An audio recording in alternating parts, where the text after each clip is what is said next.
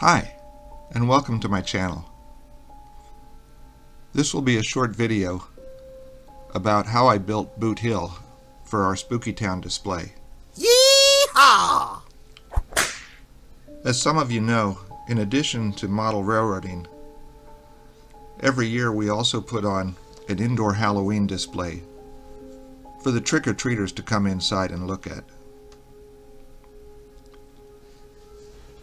And this Halloween display always has a variety of different themes that we rotate through. It could be a graveyard, or pirates, or monsters, or zombies, or witches, or just a town that's made up of spooky buildings. And one of the themes we use is the Old West. And this year, the Old West will be a prominent part of our display.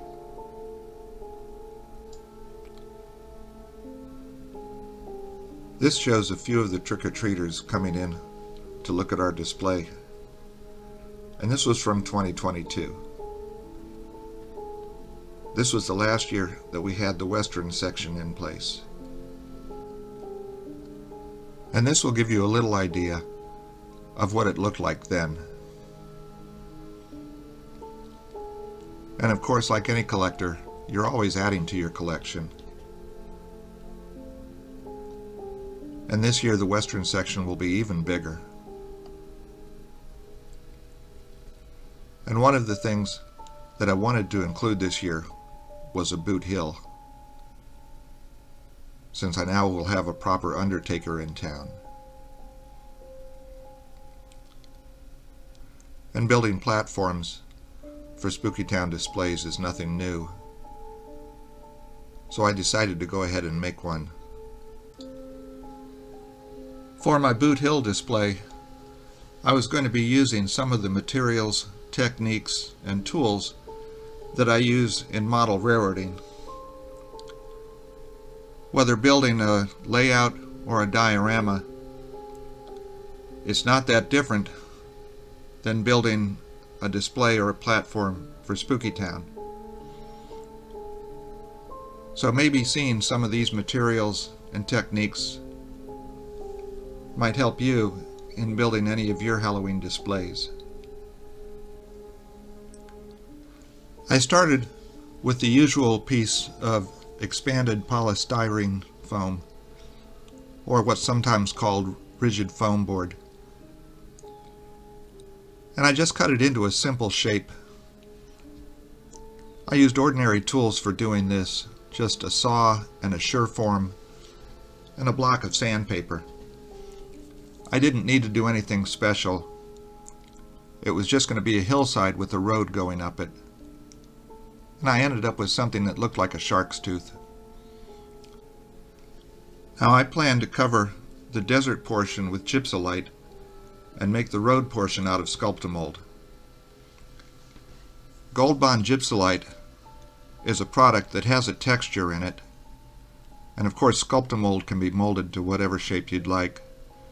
I used a couple of my Spooky Town pieces to help me gauge the scale of the road. And while that was drying, I went ahead and started working on a couple of the grave markers. I was going to build them out of wood. And the first one, I wanted to have a rounded top. So I cut 4 pieces and used my sanding wheel to go ahead and get a rounded shape on the top of all 4 of them. Then I used my texture tool to scribe some wood grain into the wood. Being a larger scale, I wanted the wood grain to be exaggerated. Then I stained my wood. If you're going to be gluing wood together, it's better to stain it first because the stain won't adhere to glue if any of it squeezes out. Then I went ahead and put a couple of brackets across the back of it and just used canopy glue. Any type of wood glue or PVA will work in this case. And then I went ahead and checked it with a few of my Spooky Town items to make sure my scaling was correct. Now I could go back and start painting my hill. I just used general acrylic paints for this, making the desert portion a lighter color than the road portion. They'd be covered, but this was in case anything ended up showing through.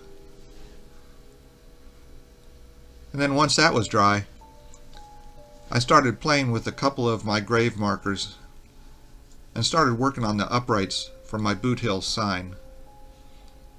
I stained those with a silverwood stain. Then I started making my sign out of 1x12 HO scale stripwood. And I wanted it to look like it was old wood that was coming apart. And I tested it in place to make sure it had the right height. Then I went ahead and stained it using a driftwood color. This is a very popular staining color that gets used. I knew I wanted to hand paint Boot Hill on my sign, so I made a couple of printouts that I could test on. Then I went ahead and painted Boot Hill on the sign, and I used a Tuscan red to kind of give the impression of some dripping blood on my sign. Going back to my hill, I applied some tan sanded grout to the desert portion. This gives it a really fine texture, and it's easy to work with.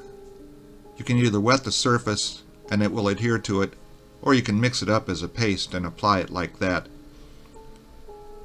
And it gets used in a fair number of dioramas and layouts. Then I went ahead and put the sign in place and checked it with some of my items just to make sure the scaling was correct. Now I started working on the fence posts that were going to go around my graveyard.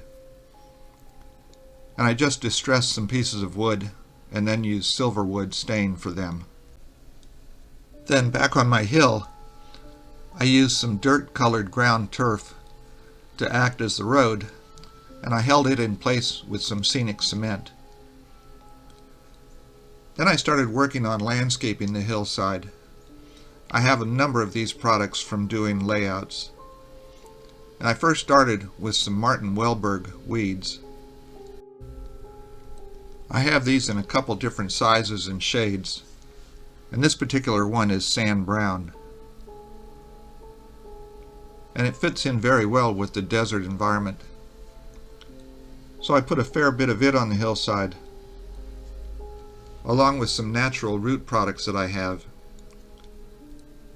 And I also have some sagebrush that I had gotten from out west.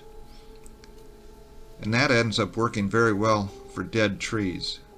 So I put some of those in place. Now I started making the rails for my fence. And again, I distressed the wood. And this time I went ahead and stained it with driftwood color. And once they were dry, I roughly cut them into the length that I needed, but I tried not to be too exact. I didn't want it to look like it was a well-constructed fence. I then used Aleene's tacky glue to glue them in place with some clamps to hold them while they dried. And then when I had some of them up, I went ahead and put the sign in place and started putting the lower ones in place. The last thing that I wanted to add to my sign was a steer skull. It was tricky finding one the right scale, but I found one on Etsy. Then the last thing I did was use a couple more stains to add some variety to the coloring of the grout on my hillside. And that was it for building my Boot Hill. And when we set up our Halloween display this year, for the western section, this will have a prominent place right next to the Undertaker's, and perhaps with the jail on the other side of it. And that's always one of the exciting aspects of laying out a Halloween display like this, is deciding where to put the different buildings and figures so that they're telling a story. Of course, the trick-or-treaters that come in to see it every year, they don't care about that. They just love seeing the lights and the skeletons and the ghosts and all of the haunted buildings. And they enjoy it and are always excited about coming back each year. And I hope you enjoyed this, and I want to thank you for watching.